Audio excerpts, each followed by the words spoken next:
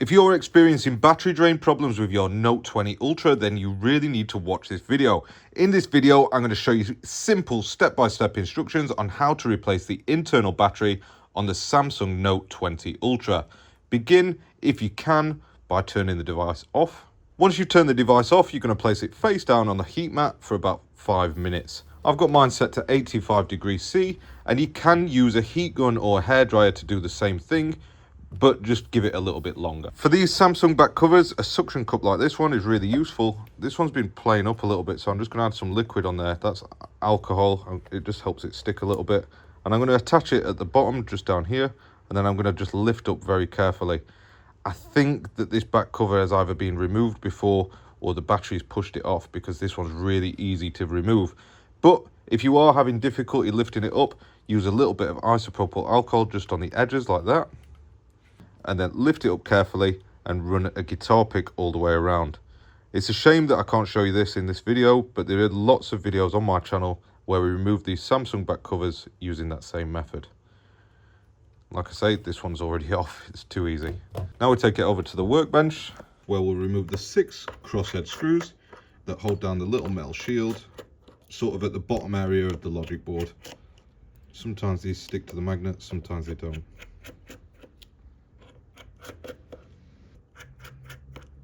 With those removed now, we're going to take a plastic spudger and I'll lift this connector here to detach it, as well as this one just here. And that should allow us to lift up this little metal shield by getting underneath it. And then we can sort of peel this wireless charging coil back a little bit, and you can just fold it backwards like that. Now that we've got full access to the battery, it's a good idea to run a bead of isopropyl alcohol all the way around it, just like that. Now we're going to isolate power by disconnecting the battery, and then these other 3 flex cables for the display, charge port and antennas. You can just sort of hold these out of the way whilst you remove the battery. Hopefully the phone's still warm while you're doing this. You just can attach that suction cup that we used on the back cover, and we're going to gently rock it from side to side to begin lifting it out of the chassis. It'll take some wiggling to get it out, but usually once you've got a little bit of lift, the alcohol will start soaking underneath it, allowing you to pull it up just like that. Nice. It's important to remove all this leftover adhesive too. You can do this with your finger or thumb and just sort of rub it until it peels away, but it can be a bit awkward sometimes. If you use a metal tool like this, just be very careful not to stab the back of the screen through this little bit here or that bit there. Now that we've got all that adhesive removed, we're going to get our new genuine Samsung service pack battery part. I'll leave a link for this in the description below, like I always forget to do. And these come with a little blue peel on it, but there's also a little peel on the front that you can remove as well. Fold those cables back out of the way and then just drop the battery in. Apply a little bit of pressure to make sure that it's secure, and then that's almost the repair complete. All we're going to do before we plug the battery in, we can reattach those flex cables that we removed. Just be careful with this antenna one, make sure that the battery sits underneath it. You can get yourself tangled up there. Reconnect the battery, and then we can fold the wireless charging coil back over, push it down where we unstuck it, and then line up that shield. Apply pressure on those 2 connectors here and here, and then reinstall those 6 screws that we took out.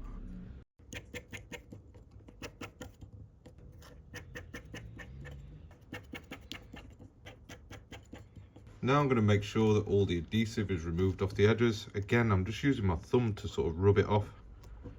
It can be a bit awkward, this stuff, and it's not very nice, and you probably give yourself a blister if you rub it too hard.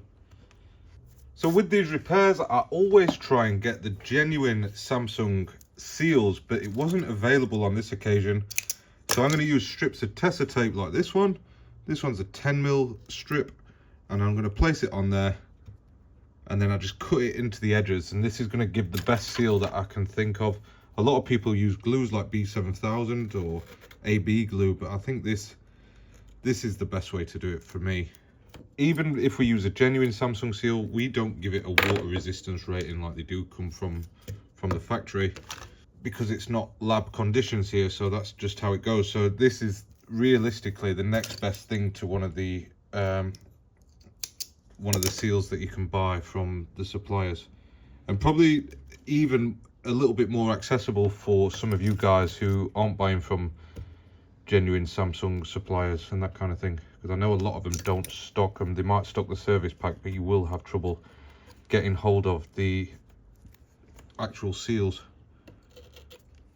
So this is a pretty useful technique to know for even a lot of like Huawei devices. You can definitely struggle to get seals for them, and other obscure Androids like Motorola's and things, ones that you don't see that often.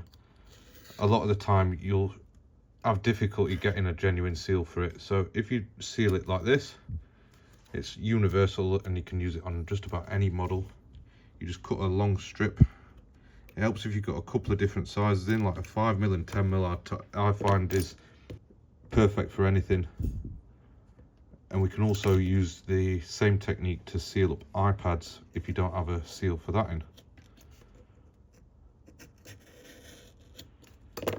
You could just sort of cut it around any obstructions, like these buttons in this case.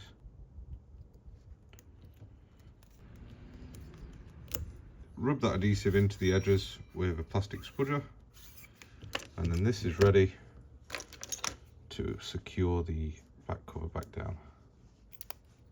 Just peel it off.